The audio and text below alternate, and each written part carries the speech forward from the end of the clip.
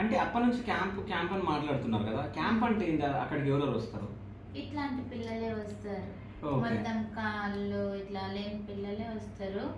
Camp అంటే 1 ఇయర్కి ఒకసారి వీళ్ళకు కిట్స్ ఇస్తారు. ఓకే. ఇది చేపించే exercise, wheelchairs, tricycles మొత్తం ఇస్తారు అన్నట్టు, బ్యాటరీ సైకిల్స్ గనక.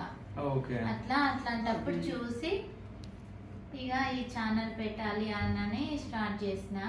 ఓకే. చేశాక కూడా చాలా మంది మనకంటని చూసి మేము ఇంప్రెస్ గా అదే చూసి చేసుకుంటున్నాము, మాకు ఇన్స్పిరేషన్ అని అంటున్నారు. ఇన్స్పిరేషన్ గా ఇన్స్పిరేషన్ చూసుకుంటున్నాం. అంటున్నారు. ఓకే.